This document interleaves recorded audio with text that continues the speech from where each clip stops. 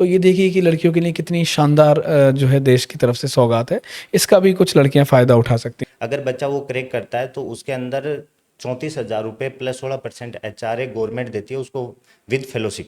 उन्होंने एग्रीकल्चर में बड़े क्रांतिकारी अमूलचूल परिवर्तन लाने की बात कही थी और लगभग 1 लाख करोड़ रुपए का इन्वेस्टमेंट करने की बात कही थी सीड्स और फर्टिलाइजर रिवॉल्यूशंस के लिए। तो अगर आप भी एग्रीकल्चर के फील्ड में अपना करियर बनाना चाहते हैं तो एक ऐसा कॉलेज चुनें जिसने 2015 से अब तक लगातार गोल्ड मेडल इस ब्रांच से दिए हैं। नमस्कार दोस्तों, स्वागत है आप सभी लोगों का शेखावाटी ग्रुप ऑफ इंस्टीट्यूशंस के बीटेक एग्रीकल्चर डिपार्टमेंट में, जिसको गोल्ड मेडलिस्ट की फैक्ट्री के नाम से भी जाना लगा है।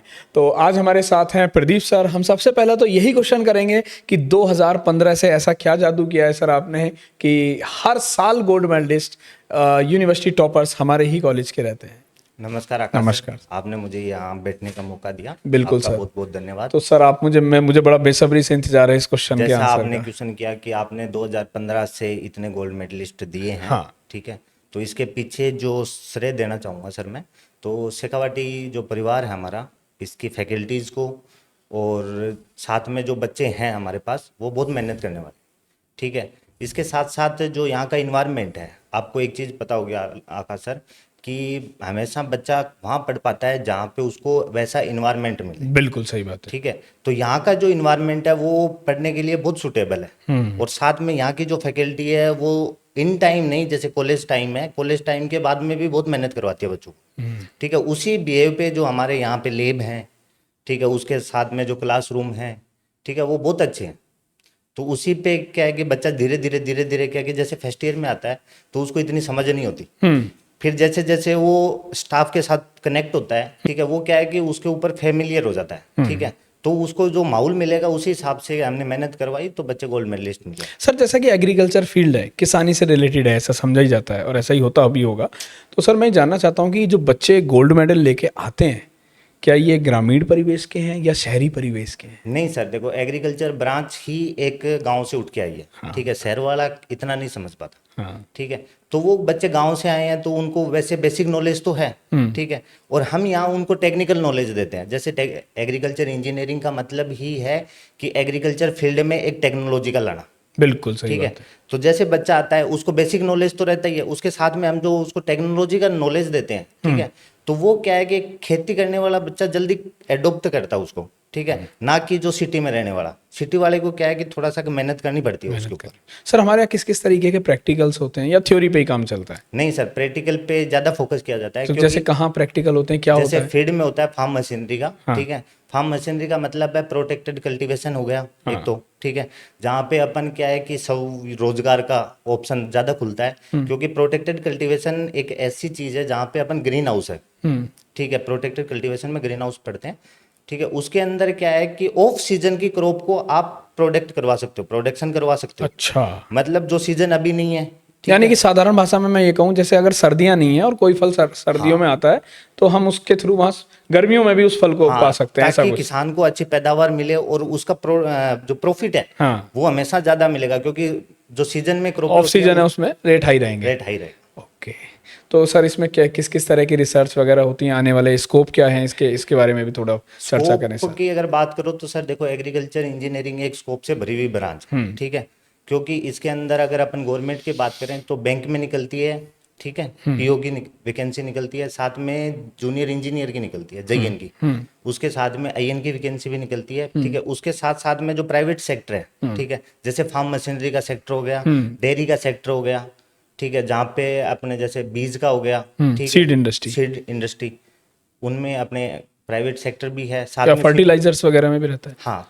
कुछ हिस्सा रहता है अपने, कुछ हिस्सा। हाँ, तो मेनली फर्टिलाइजर्स में फिर कौन लोग जाते हैं? BSc agriculture. BSc agriculture. हाँ, अपना क्या होगी, टेक्नोलॉजी से रिलेटेड रह गया ना, तो इसमें जो नई नई टेक्नोलॉजी इरिगेशन में आ रही है, जैसे अच्छा, स्टार्ट में अपन डायरेक्ट फ्लो करते थे पानी का, आजकल क्या है कि यानी कि हमारा मेनली क्रॉप पे रहता है या सीड्स पे रहता है, यील्ड पे रहता है, क्या हमारा सब पे है सर? सब पर है, थोड़ा थोड़ा। यानी कि हर एक फील्ड के अंदर हमारे इस एग्रीकल्चर के जो स्कोप है वो देखे जा सकते हैं। सर अंत में मैं एक बात और पूछना चाहूँगा कि क्या इस बीटेक एग्रीकल्चर में आने के लिए कोई स्पेसिफिक एग्जाम है या फिर डायरेक्ट एंट्री होती नहीं, है? डायरेक्ट एंट्री है सर। बस बच्चे के पास 12th एग्रीकल्चर से होनी चाहिए, या फिर बायोलॉजी से होनी चाहिए, या मैथ से होनी चाहिए। अच्छा, यानी कि 12th अगर आप पीसीबी या पीसीएम या एग्रीकल्चर से हैं तो आप बीटेक एग्रीकल्चर में आ सकते हैं। कि सर एक जेड के एग्जाम के बारे में भी मैंने सुना है, उसके बारे में क्या हाँ, बोलेंगे? जेट का एग्जाम 12th बाद लगता है सर, पर वो खाली बीएससी एग्रीकल्चर बीएससी एग्रीकल्चर के लिए है, अपने यहाँ पे डायरेक्ट एंट्री है। अच्छा डायरेक्ट एंट्री है। तो अगर आप भी एग्रीकल्चर के फील्ड में अपना करियर बनाना चाहते हैं तो एक ऐसा कॉलेज चुनें जिसने 2015 से अब तक लगातार गोल्ड मेडल इस ब्रांच से दिए हैं। ये सर बड़ी खुशी का अनुभव होता होगा। हाँ सर, ये हमारे लिए खुशी का नहीं है, बाकी अपने शेखावाटी के पूरे परिवार के लिए बहुत खुशी का अवसर है। ठीक है, और आज से नहीं सर, जब से अपने एग्रीकल्चर इंजीनियरिंग स्टार्ट हुई है तब से कंटिन्यू गोल्ड मेडलिस्ट आ रहे हैं। सर हमारे एलुमनाई के बारे में बच्चों को बताएं कि जो हमारे पुराने स्टूडेंट्स हैं वो अभी कहाँ कहाँ किस किस कंपनीज में काम कर रहे हैं। जो भी अपने पुराने स्टूडेंट हैं आकाश सर, वो सारे के सारे लगभग गवर्नमेंट में। गवर्नमेंट में जैसे कहाँ कहाँ से? जैसे पहले जो 2021 में भर्ती आई थी जूनियर इंजीनियर की, जी। ठीक है, लगभग बच्चे उसमें लग गए थे, उसमें भी एग्रीकल्चर की पोस्टें खाली गई थी। उसके बाद अब 2024 है, उसके अंदर कंटिन्यू 4 भर्तियां निकाली एग्रीकल्चर इंजीनियरिंग की। ठीक है, लगभग बच्चे उसमें लग गए। अब जो भर्ती निकली थी एग्रीकल्चर इंजीनियरिंग की वो खाली गई है। खाली गई है इस बार, यानी कि चांसेस अब की बार आपका मुझे लग रहा है पूरा बैच ही उसमें चला जाएगा। हाँ। क्योंकि जिस बैच से सोचिए गोल्ड मेडल निकल के आ रहे हैं उस बैच की शिक्षा उसको कितने लेवल की दी गई होगी, और आने वाले कंपटीशन एग्जाम्स में भी वो बच्चे। अच्छा, क्या सरकारी नौकरी की भी तैयारी कराते हैं सर साथ के साथ आप? हाँ सर क्या चलता है उसका सिनेरियो बताएं। सरकारी नौकरी की ये सर अपने जैसे 12 बजे तक क्लासें लगती हैं, ठीक है, उसके बाद में जो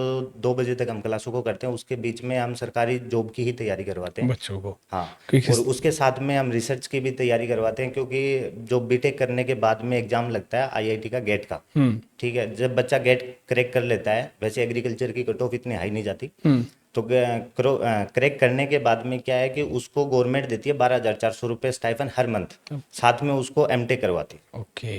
और एमटेक करने के बाद में फिर एक एग्जाम लगता है एसआरएफ का, सीनियर साइंटिस्ट का, ठीक है, अगर बच्चा वो क्रैक करता है तो उसके अंदर 34,000 रुपये प्लस 16% एचआरए गवर्नमेंट देती है उसको with fellowship. With fellowship type में, अब मतलब ओनली फॉर 6 मंथ और 1 ईयर, आफ्टर दैट फिर उसका परमानेंट हो जाता होगा, फिर वही अपने पे स्किल्स वगैरह। यानी कि एक अच्छा करियर, अच्छी अपॉर्चुनिटीज़ इस डिपार्टमेंट में देखने को मिलती हैं। और एक बात मैं आप लोगों को बता देता हूँ कि 2017 में जो सबसे बड़ी सबमिट हुई थी लखनऊ के अंदर उत्तर प्रदेश में, उसमें इंडिया के बड़े बड़े जो इंडस्ट्रियलिस्ट थे उन्होंने इसी डिपार्टमेंट को आगे लाने का फैसला किया था। कौन सा डिपार्टमेंट हम जिसकी बात कर रहे हैं? Agriculture department. उन्होंने एग्रीकल्चर में बड़े क्रांतिकारी अमूलचूल परिवर्तन लाने की बात कही थी और लगभग 1 लाख करोड़ रुपए का इन्वेस्टमेंट करने की बात कही थी सीड्स और फर्टिलाइजर रिवॉल्यूशंस के लिए। सर एक और चीज़ कि इस फील्ड में बॉयज़ ज़्यादा रहते हैं या गर्ल्स, क्या कुछ एडवांटेज रहता है उसके बारे में कुछ बताएंगे? गवर्नमेंट की कोई योजना रहती हो? हाँ सर, क्योंकि इसके अंदर अभी राजस्थान गवर्नमेंट ने और सेंट्रल गवर्नमेंट ने निकाली है कि जो गर्ल्स को एग्रीकल्चर फील्ड में बढ़ावा देने के लिए उन्होंने क्या किया है कि 25,000 रुपये स्टाइफन के तौर पे गर्ल्स को देना चालू किया है एवरी मंथ? एग्रीकल्चर में एवरी मंथ या year? Every year. Every year, यानी कि प्रत्येक वर्ष 25,000 रुपये गर्ल्स को मिलेंगे। वो चाहे यूजी करो, चाहे पीजी करो, चाहे पीएचडी करो। पीएचडी करो, हाँ, आपको मतलब last- even BSc, BTech, UG, PG कुछ भी आप कुछ करते भी हैं करो। तो ये देखिए कि लड़कियों के लिए कितनी शानदार जो है देश की तरफ से सौगात है। इसका भी कुछ लड़कियां फ़ायदा उठा सकती हैं। सर अपने बैच में लगभग क्या रेशियो रहता है बॉयज़ एंड गर्ल्स का? लगभग 40% लड़के रहते हैं, 60% लड़कियां रहती अच्छा, गर्ल्स ज़्यादा रह रही है, मतलब कि योजना का भरपूर फ़ायदा उठाया जा रहा है। तो सर आने वाले समय में इस ब्रांच और इस ब्रांच के स्कोप को आप किस तरीके से देखते हैं? हैं। देखो सर, ये एक ऐसी ब्रांच है जो कभी भी खत्म नहीं हो सकती। बिल्कुल। ठीक है, जैसे जैसे इंडिया आगे बढ़ेगा वैसे वैसे एग्रीकल्चर को बढ़ाना पड़ेगा, क्योंकि पूरी वर्ल्ड इसी पे टिका है, एग्रीकल्चर। एग्रीकल्चर बिल्कुल प्राथमिक यही है। हाँ, तो इसके हिसाब से क्या है कि आगे आने वाले में स्कोप बहुत ज़्यादा है एग्रीकल्चर इंजीनियरिंग। आप इस बात का अंदाजा इस बात से भी लगा सकते हैं दोस्तों, जब हमारा देश आज़ाद हुआ था तो पहली जो योजना थी हेरात डोमर योजना, वो पंचवर्षीय योजना कृषि पर ही आधारित थी। और उसके बाद जो दूसरी योजना आई थी पीसी महालनोबिस की, तो उसमें भी एग्रीकल्चर को बड़ा फोकस किया गया था। तो आप सोच के देखिए कि एग्रीकल्चर का कितना बड़ा योगदान है किसी भी देश की अर्थव्यवस्था में। तो मुलाकात करेंगे फिर ऐसे ही किसी एक और एचओडी के साथ और जानने की कोशिश करेंगे एक और फील्ड को। आज हमारे साथ जुड़े हुए थे एग्रीकल्चर फील्ड्स के एचओडी प्रदीप सर। तो अगर आप भी एग्रीकल्चर फील्ड में अपना करियर बनाना चाहते हैं दोस्तों, तो चुने Shekhawati group of institution Sikar. अधिक जानकारी के लिए कॉलेज विजिट करें या फिर दिए गए नंबर पर संपर्क कर सकते हैं। धन्यवाद।